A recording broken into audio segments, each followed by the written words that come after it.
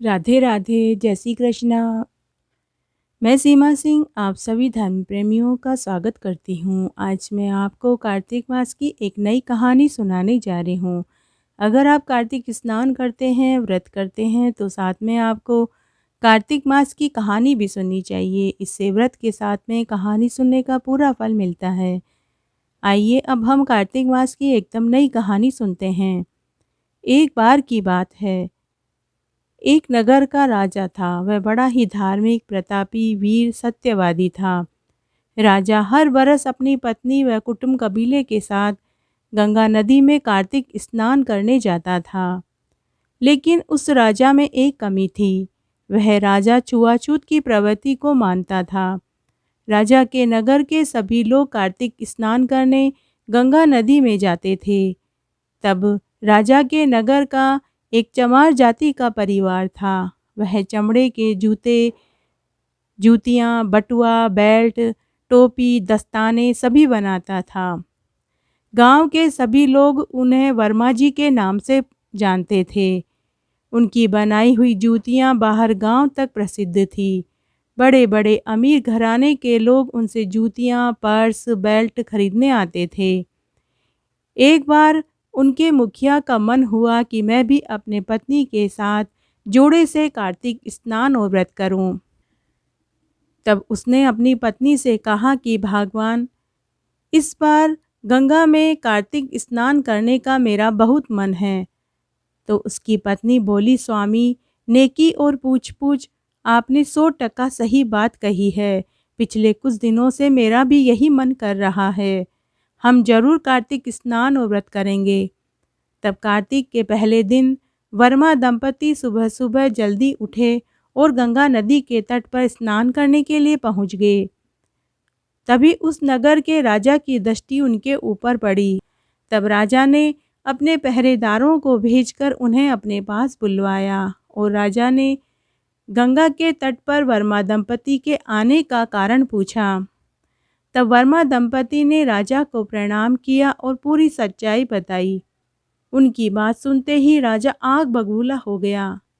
राजा ने वर्मा दंपति को कहा कि तुम अगर गंगा नदी में कार्तिक स्नान करोगे तो गंगा नदी अपवित्र हो जाएगी, इसलिए तुम यहाँ कार्तिक स्नान नहीं कर सकते। वर्मा दंपति उदास और दुखी होकर घर आ गए, लेकिन उन्होंने हार नहीं मानी।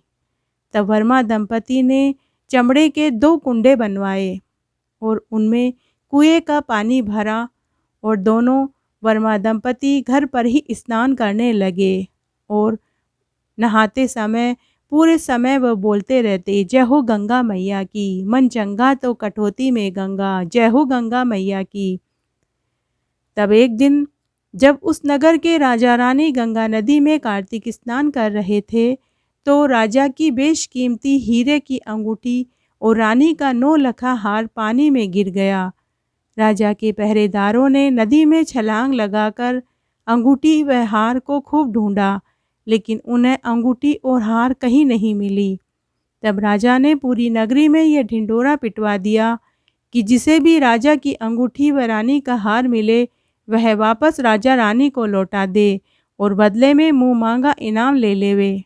उधर जब वर्मा दंपति चमड़े के कुंड में पानी भरकर नहा रहे थे, तो उन्हें राजा की अंगूठी व रानी का 9 लखा हार मिल गया। गंगा नदी के सहस्त्र धारा में वो दोनों चीजें बहकर उनके कुंड में आ गई। वर्मा दंपति अचंभित हुए। तब अंगूठी वर्मा ने और हार उनकी पत्नी ने गले में पहन लिया। एक दिन नगर के कुछ लोगों ने अंगूठी व हार वर्मा दंपति के पास देखा, तो उन्होंने राजा से इसकी चुगली कर दी। तब राजा के सिपाही वर्मा दंपति को पकड़कर महल में ले गए और राजा ने उनसे पूछा कि तुम्हें मेरी अंगूठी और रानी का हार कहाँ और कैसे मिला? सच सच बताओ, नहीं तो मैं तुम्हें फांसी पर चढ़ा दूंगा।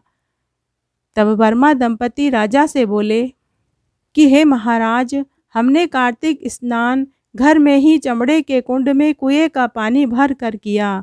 हमारे कुंड में माता गंगा खुद प्रकट होती है और गंगा नदी की सहस्त्र धारा हमारे कुंड में बहने लगती है। हमने घर में ही कार्तिक स्नान किया है। हमें हमारे कुंड में ही यह अंगूठी और यह हार मिला है। लेकिन राजा को वर्मा दंपति की बात पर विश्वास नहीं हुआ।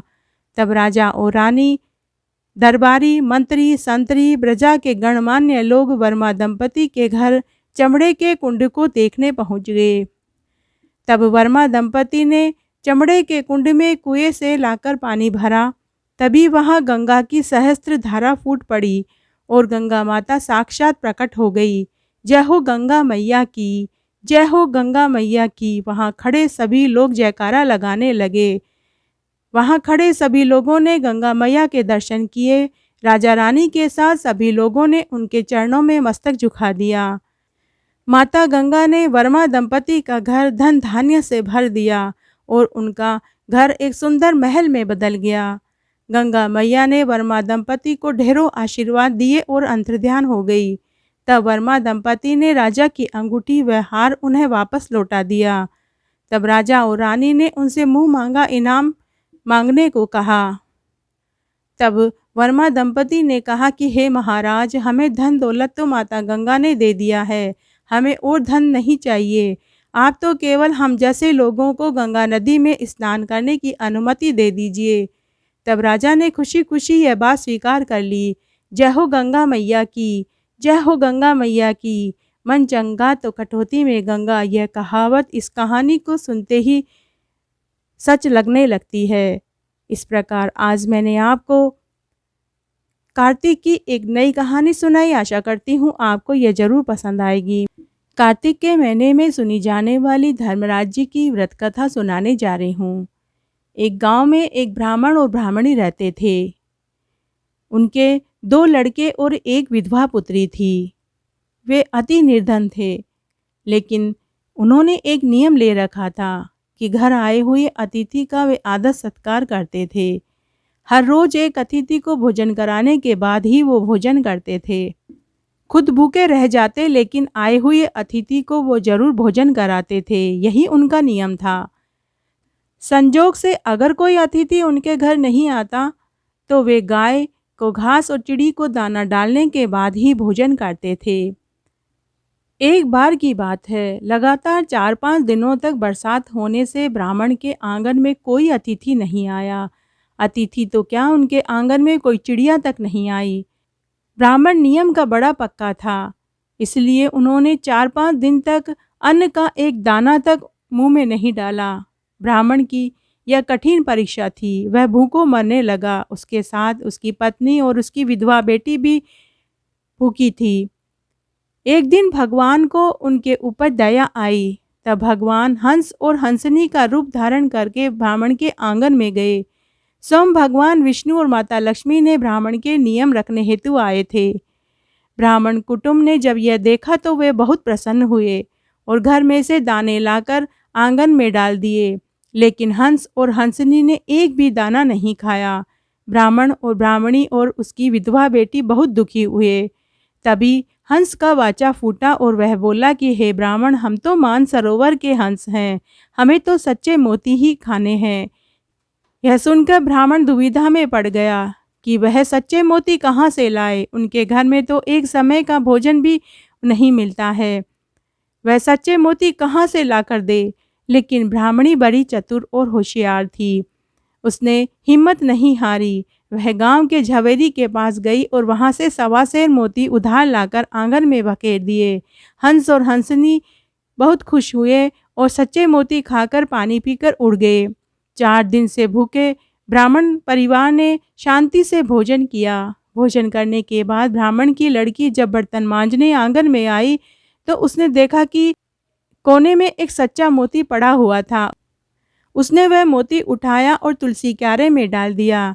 दूसरे दिन ब्राह्मणी जल्दी उठकर जब तुलसी क्यारे में पानी डालने गई तो उसने देखा कि तुलसी की डाल डाल पर मोतियों की लड़ी लटक रही थी। यह दृश्य देखकर वह अचंभे में पड़ गई। उसने ब्राह्मण से पूरी बात कही तो ब्राह्मण भी बहुत आश्चर्यचकित हुआ। ब्राह्मण की बेटी भी मोतियों की लड़ी देखकर बहुत खुश हुई। फिर ब्राह्मणी ने तुलसी क्यारे में से मोती बीनकर 1.25 सेर मोती झवेरी के घर वापस लौटा आई। झवेरी पानीदार मोती देखकर बहुत खुश हुआ क्योंकि उसने जो मोती उधार दिए थे वे बहुत हल्के थे और ब्राह्मणी जो उन्हें मोती दे रही थी वे सच में बहुत ही कीमती और सच्चे मोती थे। झवेरी ने उन मोतियों का एक बहुत सुंदर हार बनाया और अपनी लड़की को पहना दिया। झवेरी की लड़की उस नगर के राजा की लड़की की सहेली थी। झवेरी की लड़की हार पहनकर राजकुमारी के साथ महल में खेलने चली गई। जब राजकुमारी ने अपनी सहेली के गले में झिलमिलाती हुई माला देखी तो वह अपने राजा पिता से बोली कि पिताजी, मुझे ऐसा ही हार चाहिए, और हट पकड़ लेती है। राजा ने उसी समय झवेरी को बुलाया और कहा कि तुम्हारी लड़की ने जैसी माला पहन रखी है ऐसी ही माला तुम मेरी लड़की के लिए भी बना कर के दो। झवेरी घर आया और उदास होकर बैठ गया। झवेरी की पत्नी ने जब अपने पति को उदास देखा तो उनकी उदासी का कारण पूछा। झवेरी ने पूरी सच्चाई अपनी पत्नी को बता दी कि मेरे पास तो इतने ही मोती थे जिनकी माला मैंने बनाकर अपनी लड़की को पहना दी। अब राजा को और मोतियों की माला कहाँ से लाकर दूं? झवेरी की पत्नी ने कहा कि आप राजा से पूरी सच्चाई बता दीजिए। तब झवेरी वापस राजमहल में गया और उसने कहा कि हे महाराज, मेरे पास इतने ही मोती थे, मेरे पास ऐसे पानीदार मोती और नहीं हैं। राजा ने कहा कि ऐसे पानीदार मोती तुम्हें कहाँ से मिले? झवेरी ने राजा से कहा कि महाराज, ऐसे पानीदार मोती तो इसी नगर के ब्राह्मण के घर हैं, मेरे पास ऐसे मोती और नहीं हैं। राजा ने पहरेदारों को भेजकर ब्राह्मण के घर की जांच करवाई तो उनको मालूम हुआ कि ब्राह्मण के आंगन में एक तुलसी क्यारा है जिसमें ऐसे पानीदार मोती लटक रहे हैं। यह सुनकर राजा अपने एक मंत्री के साथ ब्राह्मण के घर पहुंचा और ब्राह्मण के घर में पानीदार मोती से लचकती तुलसी क्यारे को देखकर अचंभित रह गया। राजा के मन में लालच पैदा हो गया। वह सत्ता के जोर से उस तुलसी क्यारे को उठाकर ले जाने चाह रहा था। जैसे ही उसने तुलसी के क्यारे को हाथ लगाया तो राजा के हाथ उससे चिपक गए। न राजा हिल सकता था न डुल सकता था। यह देखकर राजपुरोहित से रहा नहीं गया। राजपुरोहित ने राजा से कहा कि हे महाराज, मुझे क्षमा करना, छोटा मुंह बड़ी बात। यह तो ब्राह्मण के आंगन का तुलसी क्यारा है, उसके तप का, उसके प्रताप का और सत का प्रताप है, जिससे कि उसके आंगन में तुलसी क्यारे में पानीदार मोती पकते हैं। इसलिए आपको यह लालच नहीं करना चाहिए था। अगर आपको हाथ छुड़ाना है तो आपको ब्राह्मण से क्षमा मांगनी होगी। तब राजा को भी अपनी गलती का एहसास हुआ। तब राजा ने ब्राह्मण से क्षमा मांगी। तभी उसके हाथ तुलसी क्यारे से छूट गए और राजा ने ब्राह्मण को ढेर सारा धन उपहार में दिया। समय बीतने लगा। ब्राह्मण ने अपने बच्चों को छोटी उम्र में ही काशी पढ़ने भेज दिया था। समय पूरा हुआ, बच्चे अपनी पढ़ाई पूरी करके घर वापस आ गए। ब्राह्मण और ब्राह्मणी भी बहुत वृद्ध हो चुके थे, इसलिए उन्होंने अपनी माल मिल्कियत दोनों भाइयों में बराबर बांट दी और तीसरा भाग अपनी बहन को देने का आदेश दे दिया। समय पूरा होने पर ब्राह्मण और ब्राह्मणी की मृत्यु हो गई। दोनों भाइयों ने अपने माता पिता के जीवित रहने पर अपनी बहन का अच्छे से देखभाल करी, लेकिन मृत्यु होने के बाद और दोनों भाइयों की शादी होने के बाद दोनों भाई बदल गए और बहन को तीसरा भाग देना भी बंद कर दिया। माता पिता ने अतिथि को जिमाने का जो नियम ले रखा था, भाई वो भी भूल गए, लेकिन बहन ने यह नियम कायम रखा। उसके आंगन से कोई भूखा नहीं जाता था। वह बड़ी ही धर्मनिष्ठ थी। समय समय पर दान पुण्य भी करती रहती थी। सभी प्रकार के व्रत और उपवास भी किए। उसने गोदान भी किया था। समय के अनुसार बहन बीमार पड़ गई और एक दिन मृत्यु को प्राप्त हो गई। बहन की मृत्यु का समाचार सुनकर दोनों भाई आ गए और मृतदेह को शमशान में ले गए। बहन बहुत ही पवित्र और शुद्ध थी। उसके द्वारा किया गया गाय दान क्षण मात्र में वैतरणी नदी के पार ले गया। उसके द्वारा किए गए जूते दान से उसे तनिक भी गर्मी सहन नहीं करनी पड़ी। वस्त्र दान किया था, इसलिए गर्म सरियों पर कपड़ा लिपटा हुआ मिला तो स्पर्श करने पर भी उसे गर्मी का एहसास नहीं हुआ।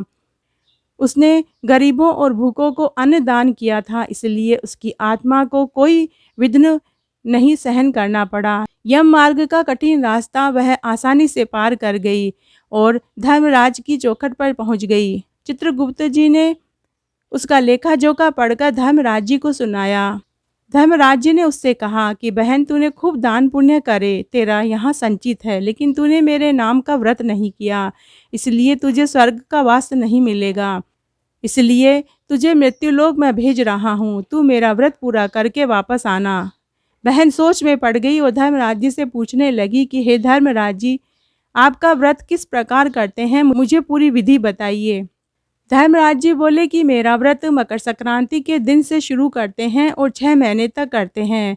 व्रत के समय प्रतिदिन घी का दिया जलाते हैं, हाथ में चावल रखकर कथा कहानी सुनते हैं और बाद में व्रत का उद्यापन करते हैं।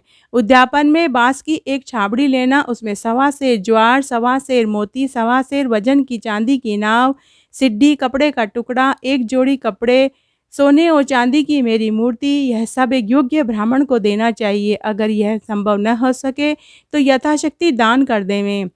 नैवेद्य में 1.25 सेर आटे की सूखड़ी बनाकर उसके 4 भाग करें, एक भाग बच्चे को देवें, एक भाग गाय के ग्वाले को देवें, तीसरा भाग कुटुंब में बांट देवें और चौथा भाग खुद खावें। तब बहन बोली कि हे धर्मराज जी, मैं आपका व्रत जरूर करूंगी। तब धर्मराज जी ने बहन की आत्मा को वापस उसके मृत शरीर में छोड़ दिया। जमीन पर उसके भाई उसकी अंतिम क्रिया कर रहे थे। मृत शरीर में जब अग्नि देने लगे तभी वहां लक्ष्मी जी एक बुढ़िया का रूप धारण करके प्रकट हो गई और वह बोली, ठहरो, अभी आग मत लगाना, मुझे इस लड़की का मुंह देखना है। और ऐसा कहते हुए वह शव के पास आई और जैसे ही उन्होंने उस लड़की के मुख पर हाथ फेरा तो वह बहन अंगड़ाई लेती हुई खड़ी हो गई। वहां खड़े सभी लोगों ने यह दृश्य देखा तो सभी स्तब्ध रह गए।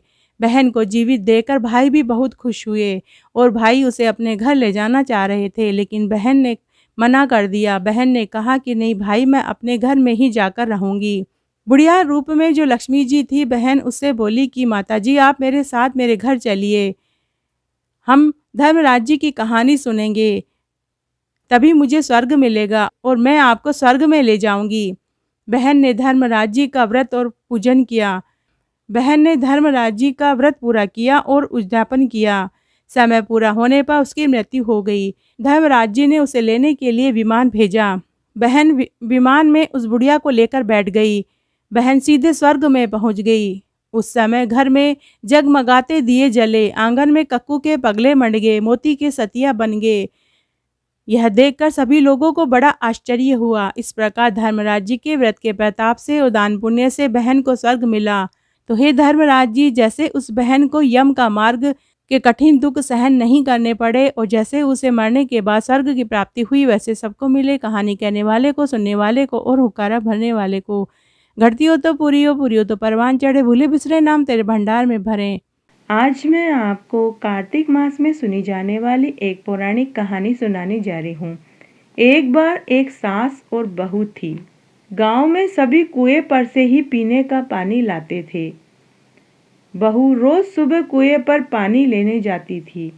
तब एक बार जब कार्तिक का महीना आया तो पनघट पर बहुत सी औरतें बातें कर रही थी कि हम तो कार्तिक स्नान और व्रत करेंगे। तब बुढ़िया की बहू ने पूछा कि कार्तिक स्नान और व्रत से क्या होता है। तो वहां पनघट पर एक बुजुर्ग महिला बैठी थी। वो बोली, बहू, कार्तिक स्नान और व्रत करने से सब मुरादें पूरी होती है। निसंतान को संतान मिलती है, कुंवारों के ब्याह होते हैं, सुहागिनों का सुहाग अखंड रहता है, धन वैभव सुख समृद्धि मिलती है, गड़ा खजाना चाहने वाले को खजाना मिलता है, मोक्ष चाहने वाले को मोक्ष मिलता है, भगवान राधा दामोदर जी की कृपा बरसती है। तब बहू ने निश्चय किया कि मैं भी कार्तिक स्नान और व्रत करूंगी। मेरे पति की भी अच्छी नौकरी नहीं है, उन्हें शायद अच्छी नौकरी मिल जाए। उसने घर आकर अपनी सास से कहा कि सासू जी, पनघट पर आज औरतें बातें कर रही थी कि कार्तिक स्नान और व्रत का बहुत पुण्य फल मिलता है। अगर आप मुझे आज्ञा दें तो क्या मैं कार्तिक स्नान और व्रत कर लूं? तो उसकी सास ने कहा, रहने दे, तेरी पूरी उम्र पड़ी है कार्तिक स्नान और व्रत करने की। अगर तू कार्तिक स्नान और व्रत करेगी तो घर का कामकाज कौन करेगा? गाय भैंसों का चारा पानी, गोबर, छाने उपले कौन बनाएगा? कौन दूध दही बेचने जाएगा? तो बहू ममता उदास हो गई। रोज की तरह वो दूसरे दिन जब पनघट पर पानी भरने गई तो उसने अपनी मन की बात अपनी सखियों को बताई। तो उसकी सभी सखियों ने कहा, अरे तू तो बावली है, सास को क्यों बताती है कि तू ऐसा व्रत करेगी? तू ऐसा करना, पानी भरने आए जब एक जोड़ी कपड़े साथ ले आया कर। तू हमारे साथ घाट पर चलकर पहले गंगा स्नान व पूजा पाठ करना, कहानी सुनना और फिर कुएं पर से पानी की मटकी भरकर घर चली जाना, किसी को भी पता नहीं चलेगा। बहू ममता ने ऐसा ही किया। वो रोज 1 घंटा पहले उठती और पानी भरने का बहाना बनाकर घर से अंधेरे में ही आ जाती और अपनी सहेलियों के साथ गंगा तट पर स्नान, पूजा, कहानी सभी करती। साथ ही पटवारी माता को सींचती, तुलसी माता को सींचती, सूरज भगवान को अर्घ्य देती और मटकी पानी की भर कर घर आ जाती। इस तरह और फिर एक समय खाना खा लेती। उसने सासू को कुछ नहीं बताया। इस तरह 1 महीना पूरा हुआ। जब कार्तिक पूर्णिमा आई तो उसकी सभी सहेलियों ने गंगा नदी में पूजा के साथ दक्षिणा भी चढ़ाई, लेकिन ममता के पास दक्षिणा चढ़ाने को कुछ नहीं था। तो उसने अपने हाथ की सोने की अंगूठी गंगा नदी में भगवान राधा दामोदर जी का स्मरण करके गंगा नदी के जल में प्रवाहित कर दी और घर आ गई। ममता बहुत खुश थी कि उसने कार्तिक का पूरा महीना व्रत और स्नान कर लिया। उस दिन घर आकर जब दोपहर में अपनी सास के पास आकर बैठी तो उसकी सास ने कहा, अरे ममता, तेरे हाथ की अंगूठी कहाँ है? ममता थोड़ी घबराई और फिर बोली, सासू जी, हो सकता है कि जब मैं छत पर उपले बना रही थी तो उन उपलों में चली गई होगी। मैं अभी घर के छत पर जाकर देखती हूँ। तो सासू बोली, चल, मैं भी तेरे साथ चलती हूँ। तब ममता मनी मन सोची कि अब क्या होगा। राधा दामोदर जी मेरी लाज रखना। फिर सास बोली, चल, एक उपला तू तोड़ और दूसरा उपला मैं तोड़ती हूँ। कोई से न कोई से उपले में तो जरूर तेरी अंगूठी मिलेगी। तब सास ने एक उपला तोड़ा और बहू ने दूसरा उपला तोड़ा तो दोनों उपलों में 2 अंगूठियां निकली। फिर वहां जितने भी उपले थे उन सब को तोड़ने पर एक एक अंगूठी निकलती गई। सास बोली, अरे बहू, ये क्या हुआ? तेरी तो एक अंगूठी गुमी थी, यहाँ तो 15-20 अंगूठियां मिल रही हैं। सच सच बता, क्या बात है? तब ममता बहू ने अपनी सास को पूरी सच्चाई बताई। तो सास ने हाथ जोड़कर राधा दामोदर जी भगवान से क्षमा मांगी कि हे 4 भुजा नाथ जी, मुझे माफ कर दो। मैं अपनी बहू के धर्म के मार्ग में आड़े आई। मैंने ही इसे कार्तिक स्नान और व्रत करने से मना किया था। मुझे माफ कर दो। अगले साल हम दोनों सासू बहुएं पूरे कार्तिक महीने स्नान करेंगे। इसलिए किसी के धर्म के मार्ग में आड़े नहीं आना चाहिए। अगर कोई व्रत स्नान करे तो उसे करने देना चाहिए और भी उत्साहित करना चाहिए। राधे, जय श्री कृष्णा। आज मैं आपको राम लक्ष्मण की एक पौराणिक कहानी सुनाने जा रही हूँ। एक बार भगवान राम और लक्ष्मण बच्चे का रूप लेकर पृथ्वी पर लोगों की परीक्षा लेने आते हैं। उनके पास एक पूड़ी में एक शक्कर का दाना, दूसरी पूड़ी में एक चावल का दाना और एक चम्मच दूध था। वो पूरी नगरी में पूछते फिर रहे थे कि कोई खीर बना दो, कोई खीर बना दो, लेकिन सभी लोग उन दोनों बच्चों पर हंस रहे थे। तब एक बुढ़िया अपनी झोपड़ी के बाहर बैठी थी। दोनों बच्चे बुढ़िया माई से बोले, बुढ़िया माई, क्या आप हमारे लिए खीर बना देंगी? तब बुढ़िया माई बोली, बेटा मैं तो फ्री बैठी हूँ, बना दूंगी। तब बुढ़िया माई से दोनों बच्चे बोले, माई आप अपने घर का बड़ा सा बड़ा बर्तन ले आओ। तब बुढ़िया माई 2 तगारी लेकर आती है। उनमें से एक बच्चे ने एक तगारी में एक शक्कर का दाना डाला तो तगारी शक्कर से भर गई। फिर बच्चे ने दूसरी तगारी में एक चावल का दाना डाला तो तगारी चावल से भर गई। बुढ़िया माई समझ गई कि ये बच्चे कोई साधारण नहीं हैं। तब बुढ़िया माई पड़ोसन से एक बड़ा भगोना मांग कर लाई और बुढ़िया माई बोली, बेटा इसमें चम्मच वाला दूध डाल दो। तब 1 चम्मच दूध डालते ही भगोना दूध से पूरा भर गया। दोनों बच्चे बोले, माँ तुम खीर बनाओ, तब तक हम तालाब पर स्नान करके आते हैं। तब बुढ़िया ने चूल्हा जलाया और खीर बनाई। खीर बनाते समय खीर का भगोना बार बार भर जाता था, खीर उफनने लग जाती थी। तो बुढ़िया माई बीच बीच में कटोरी भर के दूध पी जाती थी और खीर खा रही थी। फिर दोनों बच्चे स्नान करके आए तो बुढ़िया ने 2 थाली में खीर परोसी। तो दोनों बच्चे बोले, माँ तुम भी तो खाओ। तो बुढ़िया माई बोली, बेटा मैंने खीर खा ली है। खीर का भगोना बार बार भर रहा था, खीर उफन रही थी तो मैंने खीर खा ली। अब तुम दोनों खीर खाओ। दोनों बच्चों ने पेट भरकर खीर खाई। तब बुढ़िया माई बोली, बच्चों खीर तो बहुत सारी बच गई है, अब इस खीर का क्या करें। तो दोनों बच्चे बोले, माई आप अपने गांव में सभी को जिमा दो। जब दोनों बच्चे जाने लगे तो बुढ़िया ने उनके पांव पकड़ लिए और बोली, हे भगवान मेरा उद्धार करो, मुझे दर्शन दो। मैंने अपना जीवन पूरा जी लिया है, मुझे इस संसार के चक्रव्यूह से दूर करो, मुझे इस संसार में आने जाने के चक्र से मुक्ति दिलाओ। तब दोनों बच्चों ने बुढ़िया को दर्शन दिए और भगवान राम और लक्ष्मण के रूप में प्रकट हुए। तभी बैकुंठ से एक देव विमान आया और वो अपने साथ बुढ़िया माई को बैकुंठ में ले गए। तो हे श्री राम भगवान, जैसे आप उस बुढ़िया माई के ऊपर प्रसन्न हुए वैसे सबके ऊपर होना, कहने वाले के, सुनने वाले के और उकारा भरने वाले के। घटती हो तो पूरी हो तो परवान चढ़े, भूले बिसरे नाम तेरे भंडार में भरे। आज मैं आपको विष्णु भगवान की एक नई कहानी सुनाने जा रही हूँ। आशा करती हूँ कि आपको जरूर पसंद आएगी। भगवान विष्णु का आशीर्वाद आप सब पर हमेशा बने रहे। आप सुखी रहें, खुश रहें, आबाद रहें। दूसरों की मदद जो करता है उसकी मदद खुद भगवान विष्णु करते हैं। एक गांव में 7 जाट भाई अपने बीबी बच्चों के साथ रहते थे। सभी मिलजुल कर एकता व भाईचारे से रहते थे। सभी के पास अपने अपने अलग अलग खेत और खलियान थे। सभी भाई बड़े ही धार्मिक और दयालु थे। दीन दुखियों की मदद करना, सत्संग करवाना, भजन कीर्तन करवाना, यह काम वो हमेशा करते रहते थे। लेकिन उनमें से 7वां भाई विष्णु भगवान का परम भक्त था।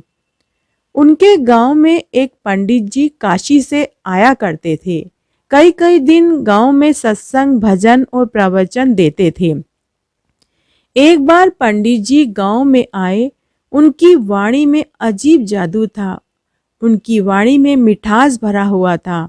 हर कोई उनके प्रवचन को सुनने के लिए जाता था। पूरा गांव उनके प्रवचन सुन रहा था। उन्हीं में 7 भाई भी बैठे थे। प्रवचन चल रहा था। सभी प्रवचन में मगन थे। अचानक पंडित जी ने कहा कि तुम 7 भाइयों में से एक राजा बनेगा। सभी 7 भाइयों के मन में जिज्ञासा हुई कि हम में से कौन बनेगा राजा, लेकिन किसी की भी हिम्मत नहीं हुई कि वो खड़ा होकर के पूछे। तभी 7वां भाई खड़ा हुआ और बोला, पंडित जी हम 7 भाइयों में से राजा कौन बनेगा। तब पंडित जी बोले कि जो खड़ा हो जाएगा वही राजा बनेगा। बड़ा ही अजीब रहस्यमय उत्तर दिया था पंडित जी ने। 7 भाई सोचने लगे कि खड़े तो सभी होते हैं, इसमें राज क्या है। प्रवचन समाप्त होने पर सब अपने अपने घर चले गए। इस तरह कई दिन बीत गए। तब एक दिन 7वां भाई सहपरिवार यात्रा पर निकल गया। 7वां भाई बड़ा ही दयालु व विष्णु भगवान का भक्त था। गांव से 12 कोस दूर उसने वहां पड़ाव डाला। आसपास के 100 गांवों का मालिक बन गया। लोग उसकी दयालुता और उसके मदद करने से प्रभावित हो गए। सब वहीं जाकर बसने लगे। एक दिन वही पंडित जी उसी गांव में वापस आए। सातवां भाई पंडित जी को पहचान गया और पंडित जी के चरण छूकर बोला कि आप किस काम से यहाँ आए हैं, क्या मैं आपकी कोई मदद कर सकता हूँ। तब पंडित जी ने कहा कि यह एक ब्राह्मणी है, इसकी एक बेटी है, लेकिन बेटी के ब्याह के लिए इसके पास पैसा नहीं है, क्या तुम कोई मदद कर सकते हो। तब सातवां भाई घर के अंदर गया और उसने अपनी पत्नी को पूरी बात बताई। तो उसकी पत्नी ने अपने कमर की कणकती जो सोने और सच्चे मोतियों की थी उतार कर दे दी। सातवें भाई ने उस सोने के और मोती की कणकती को ले जाकर पंडित जी को दे दी। पंडित जी बहुत खुश हुए और पंडित जी ने उसे अनगिनत गांवों का मालिक होने का आशीर्वाद दिया। सातवां भाई पंडित जी और ब्राह्मणी को बैठाकर खाने पीने की व्यवस्था करवाने के लिए अपनी पत्नी को अंदर बोलने गया और तुरंत ही वापस आ गया। लेकिन उसने वापस आकर देखा तो वहां कोई नहीं था, न पंडित जी थे न ब्राह्मणी थी। सातवां भाई हक्का बक्का रह गया और वह समझ गया कि वो पंडित जी नहीं बल्कि खुद विष्णु भगवान थे। उसके कुछ समय बाद वह सातवां भाई सैकड़ों गांवों का राजा बना। तो जो मदद करता है उसकी खुद विष्णु भगवान मदद करते हैं। तो आज मैंने आपको विष्णु भगवान की एक पौराणिक कथा सुनाई। अगर आपको ये अच्छी लगे तो कमेंट बॉक्स में जय हो विष्णु भगवान की जरूर लिखें। धन्यवाद। आज मैं आपको चना छठ के व्रत की विधि और कहानी सुनाने जा रही हूँ। चना छठ के दिन कुंवारी लड़कियाँ व्रत करती हैं। दिन में चना छठ की कहानी सुनती हैं। एक पाटे पर साफ जल का लोटा भरकर रखती हैं और पाटे पर सतियाँ बनाती हैं और 7 रोली से बिंदी बनाती हैं। एक प्लेट में गेहूं और पैसे रखती हैं। कहानी सुनते समय हाथ में गेहूं के 7 दाने लेकर कहानी सुनती हैं। लोटे का जल और हाथ में जो 7 दाने गेहूं के रखे हैं उनको रात को चंद्रमा को अर्घ देती हैं और बाकी बचे हुए गेहूं और पैसे ब्राह्मणी को दे देने चाहिए। कहानी इस प्रकार है। एक बार एक साहूकार और साहूकारनी थे। मरने के बाद साहूकार बैल की योनि में गया और साहूकारनी कुतिया की योनि में गई। दोनों ही अपने लड़के के घर में रहने लगे। बैल सारे दिन रात काम करता और कुतिया घर की रखवाली करती थी।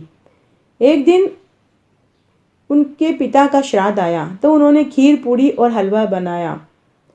बहू तो दूसरे काम में लग गई, तभी एक चील आई और खीर में मरा हुआ सांप डाल गई। यह सब कुतिया देख रही थी। कुतिया ने सोचा कि अगर ब्राह्मण खाना खाएंगे तो उनकी मृत्यु हो जाएगी। जैसे ही बहू कमरे से बाहर गई, कुतिया ने खीर में मुंह डाल दिया। तब बहू ने कुतिया को जलती हुई लकड़ी से बहुत मारा और उसे पूरे दिन कुछ भी खाने को नहीं दिया। बाद में बहू ने दूसरी खीर बनाई और ब्राह्मणों को भोजन कराया। रात को बैल और कुतिया आपस में बातें कर रहे थे। कुतिया ने बैल से कहा कि आज तो तुम्हारा श्राद्ध था, तुम्हें तो खाने को बहुत कुछ मिला होगा, लेकिन मुझे तो खाने को कुछ नहीं मिला। बैल की सारी बात बताई। बैल ने कहा कि आज तो मुझे भी खाने को कुछ नहीं मिला और काम भी मुझसे बहुत करवाया। उधर बेटे बहू बैल और कुतिया की बातें सुन रहे थे। दूसरे दिन उन्होंने पंडित को बुलाया और पूछा कि हमारे माता पिता कौन सी योनि में गए हैं। तब पंडित बोला कि आपके पिताजी बैल की योनि में गए हैं और आपकी माँ कुतिया की योनि में गई है। तब उन्होंने माँ बाप को योनि से कैसे छुटकारा मिले इसका उपाय पूछा। तब पंडित जी बोले कि भादवे की छठ को लड़कियां चना छठ का व्रत करती हैं और कहानियां सुनती हैं और रात को जब चंद्रमा को अर्घ्य देती हैं तब उस जल के नीचे अगर उन्हें खड़ा किया जाए तो उस जल के स्पर्श मात्र से ही वो योनि से छूट जाएंगे। तब लड़कियों ने व्रत किया और रात्रि को चंद्रमा को अर्घ्य देकर दिया तो उस जल के नीचे बैल और कुतिया को खड़ा कर दिया गया तो वो उस योनि से छूट गए और उन्हें मोक्ष की प्राप्ति हुई। बाद में उन्हें मनुष्य की योनि मिली। हे चना छठ माई, जैसे आपने बैल और कुतिया को उनकी योनि से मुक्त कराया वैसी सबकी करना, कहने वाले की, सुनने वाले की और हुकारा भरने वाले की। घटती हो तो पूरी हो, पूरी हो तो परवान चढ़े, भूले बिसरे नाम तेरे भंडार में भरे। राधे राधे, जय श्री कृष्णा। आज मैं आपको शीतला माता की कहानी सुनाने जा रही हूँ। एक बार एक साहूकार पति पत्नी थे। उनके 7 बेटे और 7 बहुएं थी। साहूकार पति पत्नी बड़े ही धार्मिक थे, लेकिन उन्हें एक बहुत बड़ा दुख था कि उन्हें कोई पोते पोतियों का सुख नहीं मिला। तब एक दिन उनके घर में एक बुजुर्ग महिला आई।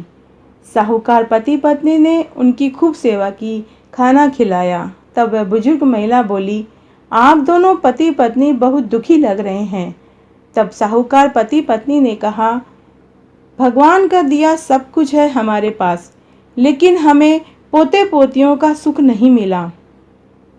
तब वह बुजुर्ग महिला बोली कि आप चैत्र मास की सप्तमी को शीतला सप्तमी आएगी, उस दिन आप एक दिन पहले बनाए भोजन से शीतला माता की पूजा करना, ठंडा ही खाना, उस दिन अग्नि मत जलाना। माँ शीतला आपकी सभी बहुओं की गोद भर देगी। शीतला सप्तमी के दिन आप चूल्हा मत जलाना।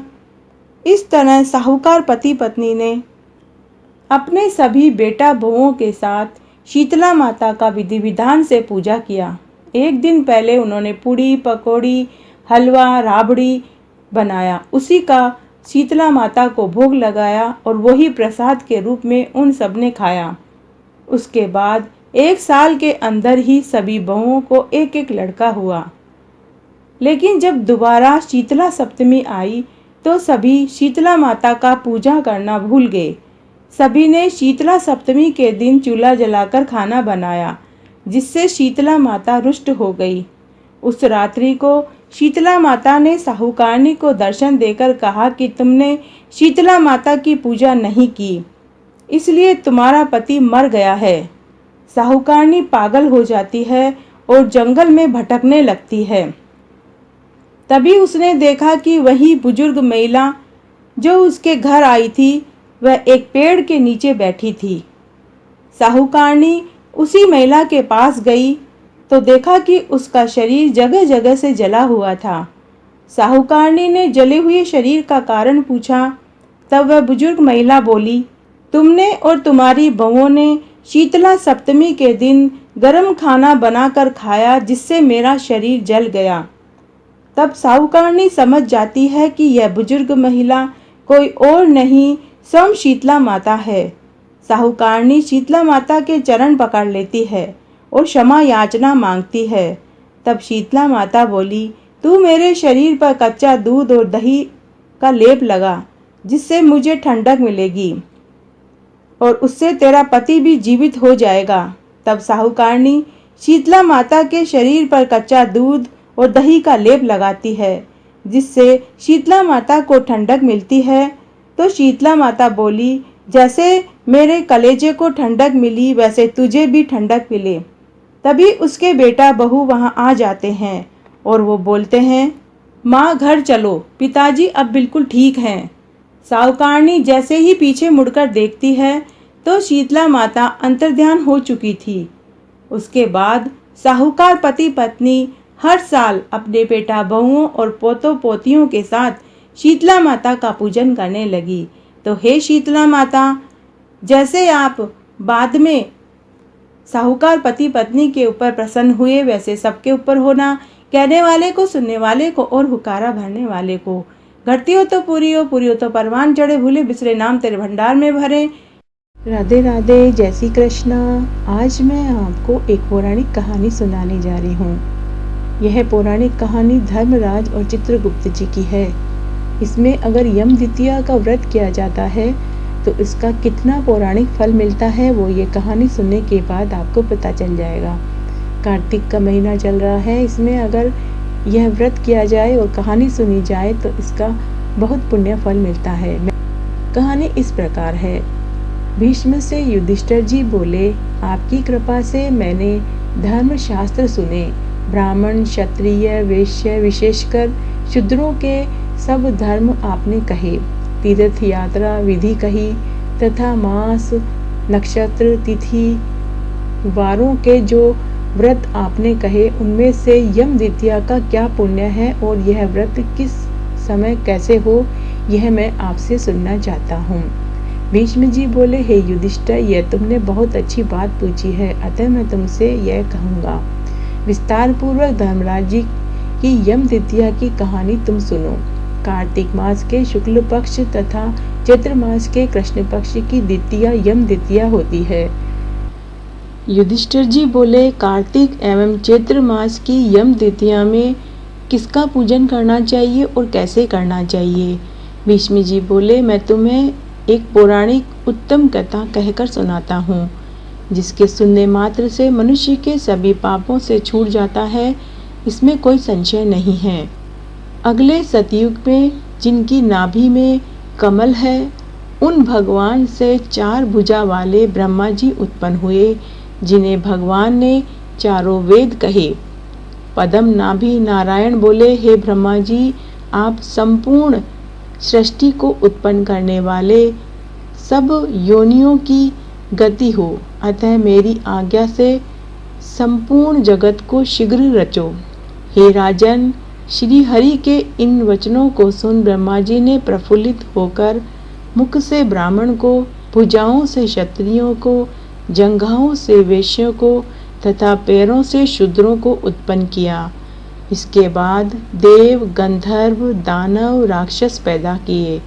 पिशाच, सर्प, नाग, जल के जीव, स्थल के जीव, नदी, पर्वत और वृक्ष आदि को पैदा कर मनुष्यों को उत्पन्न किया। तत्पश्चात दक्ष प्रजापतियों को पैदा कर उनसे आगे की सृष्टि उत्पन्न करने को कहा। दक्ष प्रजापतियों से 60 कन्याएं उत्पन्न हुई, जिनमें से 10 धर्मराज जी को, 13 कश्यप जी को और 27 चंद्रमा जी को दी। कश्यप जी से देव, दानव और राक्षस पैदा हुए तथा गंधर्व, पिशाच, गो और पक्षियों से जात पैदा होकर अपने अपने अधिकारों पर स्थित हुए। धर्मराज जी ने ब्रह्मा जी से आकर कहा, हे प्रभु, आपने मुझे लोकों के अधिकार दिए, किंतु सहायक के बिना मैं वहाँ कैसे ठहर सकता हूँ? ब्रह्मा जी बोले, धर्मराज, मैं तुम्हारे अधिकारों में सहायता करूँगा। इतना कहकर ब्रह्मा जी को छोड़ ध्यान में लगे देवताओं की 1000 वर्ष तक तपस्या की। तपस्या के बाद श्याम रंग, कमल लोचन, कबूतर की सी गर्दन वाले, गूढ़ सिर और चंद्रमा के समान मुख वाले, कलम दवात और हाथ में पाटी लिए पुरुष को अपने सामने देखकर ब्रह्मा जी बोले, हे पुरुष, तुम मेरी काया से उत्पन्न हुए हो, अतः तुम कायस्थ कहलाओगे एवं गुप्त रूप से मेरे शरीर में छुपे होने के कारण तुम्हारा नाम चित्रगुप्त रहेगा। उसके पश्चात चित्रगुप्त जी कोटि नगर जाकर चंडी पूजा में लग गए। उपवास कर उन्होंने चंडिका जी की भावना अपने हृदय में रखी। परम समाधि से उन्होंने ज्वालामुखी देवी जी का जप और श्रोतों से भजन पूजन कर उपासना और स्तुति की। उपासना से प्रसन्न होकर देवी जी ने चित्रगुप्त जी को वरदान दिया कि हे पुत्र, तुमने मेरा आराधना पूजन किया, इसलिए आज मैंने तुम्हें 3 वरदान देती हूँ। तुम परोपकार में कुशल, अपने अधिकार में सदा स्थिर और असीम आयु वाले होगे। ये 3 वर देकर देवी अंतर्ध्यान हो गई। धर्मराज जी के संग गए और आराधना करने योग्य अपने अधिकार पर स्थिर हुए। उस समय ऋषियों में उत्तम सुशर्मा ऋषि ने, जिनको संतान की चाह नहीं थी, ब्रह्मा जी की आराधना की। उनकी प्रसन्नता से इरावती कन्या को पाकर चित्रगुप्त जी के लिए दी। उसी समय चित्रगुप्त जी से उनका विवाह किया। उस कन्या से चित्रगुप्त जी के संग 8 पुत्र उत्पन्न हुए, जिनके नाम चारु, सुचारु, चित्र, मर्तिवान, हिमवान, चित्रचार, अरुण तथा 8वां अतीन्द्रिय है।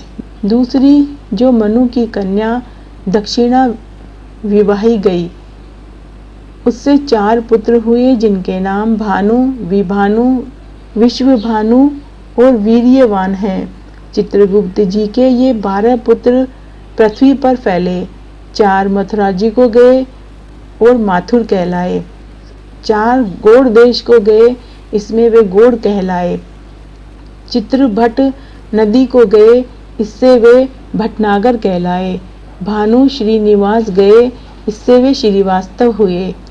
हिमवान अंबाजी की आराधना कर अंबानगर गए, जिससे वह अम्बवष्ट हुए। मतिवान अपनी भार्या के साथ सुखसेन नगर गए, इससे वे सक्सेना कहलाए। सूरसेन नगर को भी भानु गए, जिससे वे सूरजध्वज कहलाए। उनकी और भी संतानें अनेकानेक स्थानों पर जाकर बसी तथा अनेक उपजाति कहलाए। उस समय पृथ्वी पर सौराष्ट्र नगर में एक राजा था, जिसका नाम सोदास था। वह महापापी, पराये माल को चुराने वाला, पराई स्त्रियों पर बुरी नजर रखने वाला, महाअभिमानी और पाप करने वाला था। हे राजन, उसने जन्म से लेकर थोड़ा सा भी धर्म नहीं किया। एक बार वह राजा अपनी सेना के साथ बहुत से हिरणों का जंगल में शिकार करने गया। वहां उसने निरंतर व्रत करने वाले एक ब्राह्मण को देखा। वह ब्राह्मण चित्रगुप्त जी और यमराज जी की पूजा कर रहा था। वह यम द्वितीया का दिन था। राजा ने ब्राह्मण से पूछा कि महाराज, आप ये क्या कर रहे हो? ब्राह्मण ने यम द्वितीया के व्रत को जिसे वह कर रहा था वह सुनाया। सुनकर राजा ने वहीं उसी दिन कार्तिक मास में यह व्रत किया। कार्तिक मास के शुक्ल पक्ष की द्वितीया के दिन धूप तथा दीपादि सामग्री से चित्रगुप्त जी के साथ धर्मराज जी का पूजन किया। व्रत करने के बाद राजा धन संपत्ति से युक्त हुआ। कुछ दिन उसके मन का विस्मरण हुआ और वह व्रत भूल गया। याद आने पर फिर व्रत किया। तत्पश्चात काल संजोग से वह राजा सोदास मर गया और यमदूतों ने दृढ़ता से उसे बांधकर यमराज के पास पहुंचाया। यमराज जी ने रूंधे मन से उसे अपने दूतों से पीड़ता देख चित्रगुप्त जी से पूछा कि इस राजा ने क्या किया? जो भी हो, अच्छा बुरा, वह हमसे कहो। धर्मराज जी के ये वचन सुनकर चित्रगुप्त जी बोले कि इसने बहुत से खोटे कर्म किए हैं, लेकिन देव योग से इसने एक व्रत किया जो कार्तिक मास के शुक्ल पक्ष की यम द्वितीया नाम की द्वितीया होती है। उस दिन आपका और मेरा चंदन फूल सामग्री से एक बार भोजन का नियम लिया, रात्रि जागरण किया, पूजन किया। हे देव, इस विधि से इस राजा ने व्रत किया, इसलिए यह राजा नरक में डालने योग्य नहीं है। चित्रगुप्त जी का वचन सुनकर धर्मराज जी ने उसे छुड़ा दिया और इस यम द्वितीया के व्रत से उसे उत्तम गति प्राप्त हुई। बोलिए भगवान चित्रगुप्त जी की जय, धर्मराज जी की जय। तो आज मैंने आपको एक बहुत ही पौराणिक कहानी सुनाई है। अगर आपको ये पसंद आए तो इसे ज़्यादा से ज़्यादा शेयर करके पुण्य कमाएं। धन्यवाद।